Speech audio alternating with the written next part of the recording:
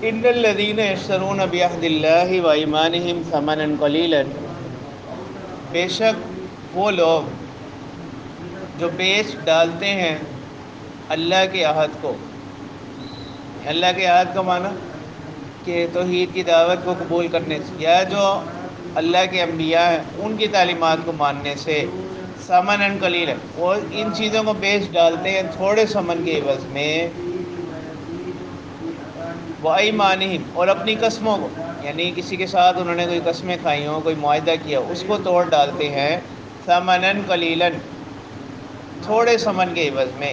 تو ثمنا قلیلا کا معنی یہاں بطور اس کے نہیں ہے، قید کے نہیں ہے اس معنی میں کہ ثمن کثیر ہو تو جائز ہو، بلکہ یہاں پر اس فعل کے برے ہونے کو بتلانا مقصود ہے.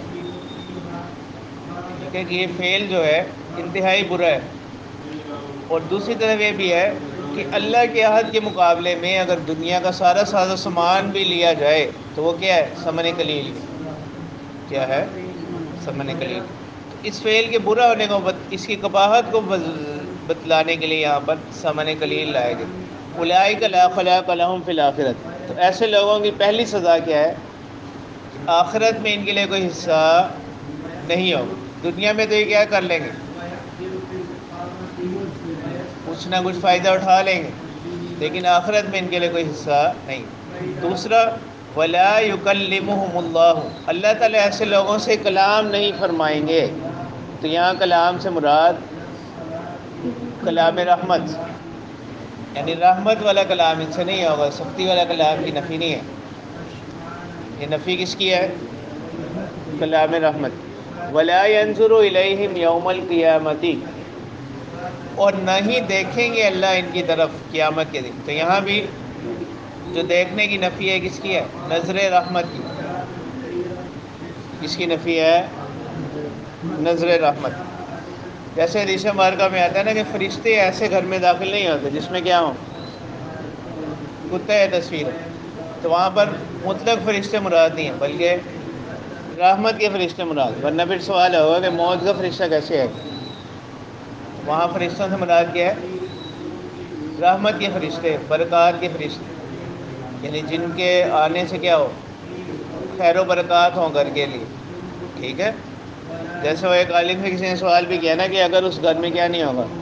فرشتے نہیں آئیں گے تو موت کا فرشتہ کیسے آئے گا؟ حدیث مبارکہ میں تو یہی آتا ہے. پھر انہوں نے فرمایا کہ جو فرشتہ کیا کرے گا؟ اس کی جان نکالنے کے لیے آئے گا، پھر وہی اس شخص کی کیا کرے گا؟ جان نکالے. جس گھر میں کتا ہے تصویر ہو اس گھر میں فرشتے نہیں آتے. کسی عالم سے کسی نے پوچھا تھا کہ اس میں پھر موت کا فرشتہ بھی نہیں آ سکے گا.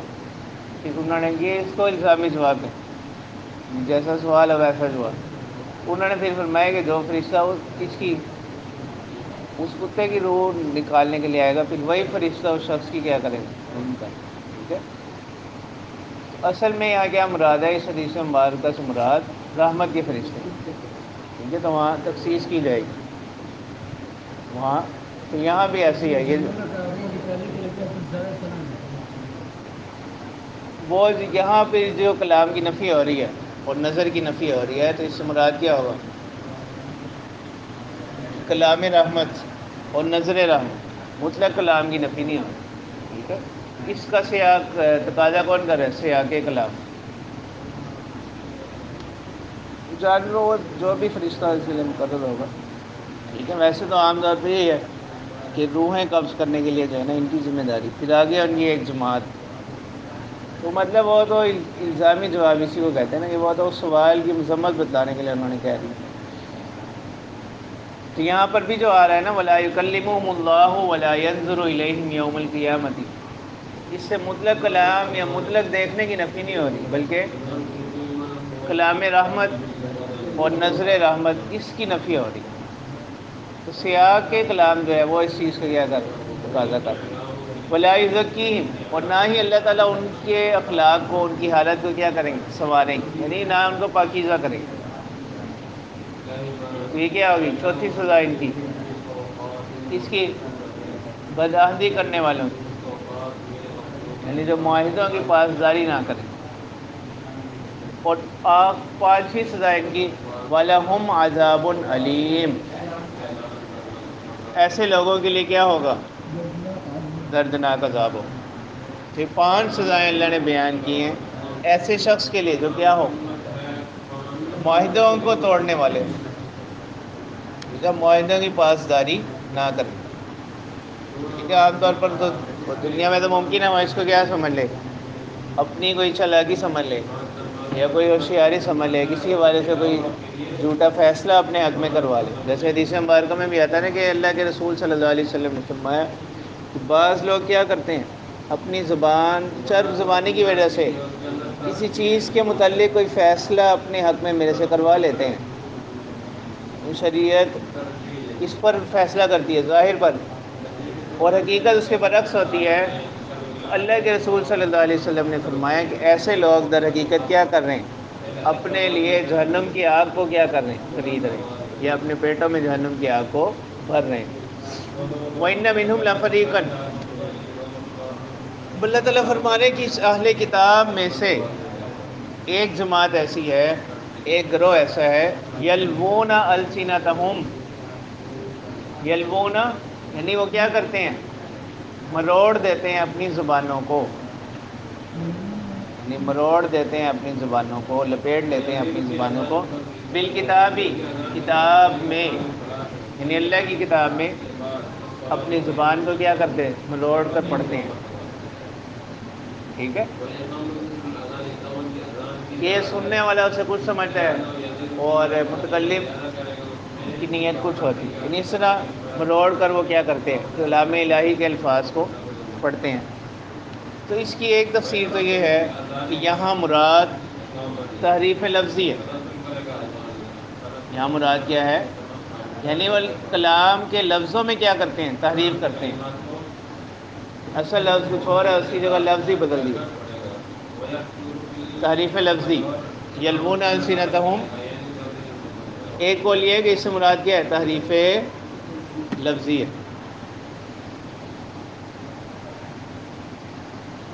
اور ایک قول یہ ہے کہ بعض الفاظ کو اس طرح سے ادا کرتے ہیں، یعنی حرکات کو اس طرح سے پھیر کر پڑھتے ہیں کہ اس سے لفظ کے معنی کیا ہوتے ہیں، بدل جاتے ہیں، اور عقیدے کی خرابی لازم آتی ہے. عقیدے کی، یعنی صحیح لفظ کی بجائے لفظ کو اس طرح سے پڑھتے ہیں کہ وہ کیا بن جاتا ہے، مشتبہ بن جاتا ہے، مشکوک بن جاتا ہے، اس کے معنی صحیح نہیں ہوتے، جس سے کیا لازم آتا ہے، عقیدے کی خرابی لازم آتی ہے. اور اس سے کیا کیا گیا، منع کیا گیا. اس سے جیسے قرآن مجید میں اللہ تعالیٰ فرماتے ہیں سورۃ احزاب میں، یا ایھا الذین آمنوا اتقوا اللہ وقولوا قولا سدیدا، درست بات، حق بات. ٹھیک ہے، اسی طرح جیسے یہ یہود کرتے تھے، سورہ بقرہ میں آپ پڑھو گے، اس سے بھی منع کیا گیا. یا ایھا الذین آمنوا لا تقولوا راعنا. اب راعنا کے معنی کیا ہوتے ہیں، انظرنا، یعنی ہماری طرف نظر کریں، ہماری طرف توجہ کریں. لیکن یہ اس کو اس طرح سے پڑھتے تھے کہ وہ راعنا کی بجائے کیا بن جاتا، راعینا، یعنی وہ یہ نسبت آ جاتی تھی وہاں پر متکلم کی، تو اس کے معنی وہ نامناسب بنتے تھے.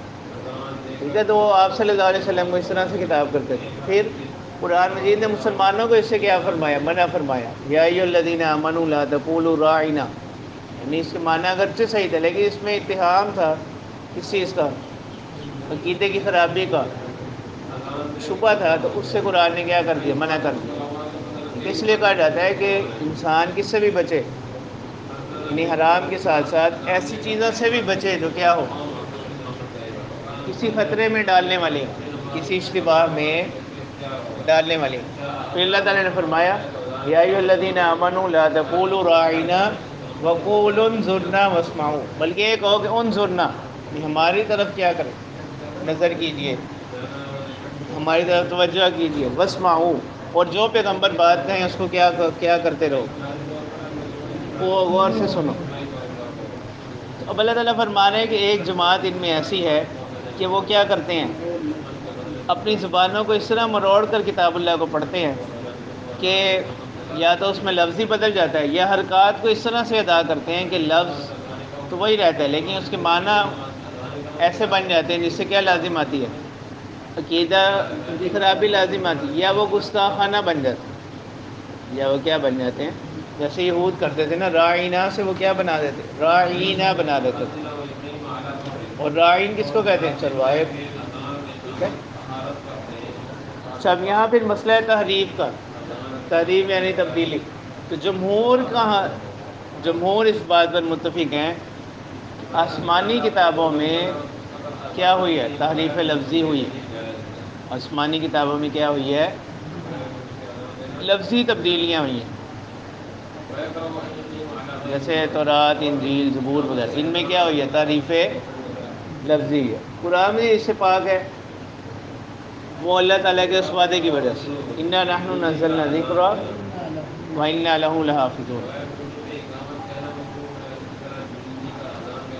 اور قرآن مجید کی پھر ایک شان یہ بھی ہے کہ چونکہ قیامت تک کے لیے علماء فرماتے ہیں کہ جس طرح قرآن مجید کے الفاظ محفوظ ہیں، اسی طرح اس کے معنی بھی کیا ہیں، محفوظ، یعنی تحریف معنوی کی کوشش ہر دور میں ہوتی رہتی ہے، لیکن جو علماء حق ہوتے ہیں وہ اس کو کیا کر دیتے ہیں، باطل کر دیتے ہیں، اس کو کیا کر دیتے ہیں، باطل۔ ورنہ قرآن کے الفاظ کی بھی معنوی تحریف ہوتی رہی ہے، ٹھیک ہے، کبھی لغت کا سہارا لے کر، کسی شاذ لغت کا سہارا لے کر، یا کسی شاذ قول کا سہارا لے کر، لیکن ہر دور میں ایک ایسی جماعت موجود ہوتی ہے جو ان چیزوں کے بطلان کو کیا کر دیتی ہے، واضح کر دیتی ہے۔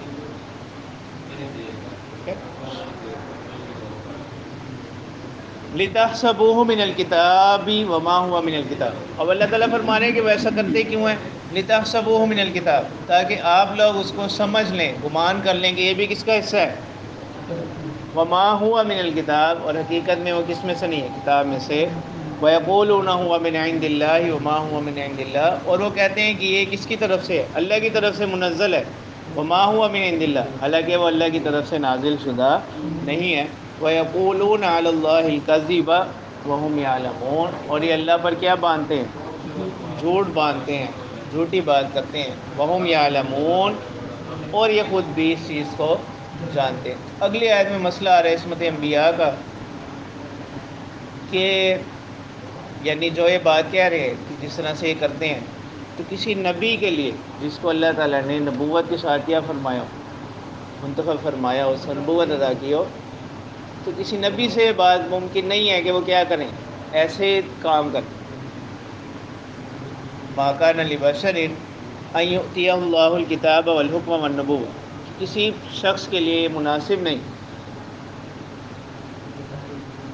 یعنی اس کے لیے کہ جائز نہیں، روا نہیں ہے، ان یؤتی اللہ الکتاب، کہ جس کو اللہ نے کیا عطا کیا ہو، کتاب، والحکمہ، حکم، والنبوت، اور نبوت، پھر ثم یقول للناس، یہ یقولہ کا عطف یؤتیہ پر ہو رہا ہے، پھر وہ کہے لوگوں سے کونوا عبادا لی، ٹھیک ہے، تو یا مصدر میں معنی اس میں فاعل ہے،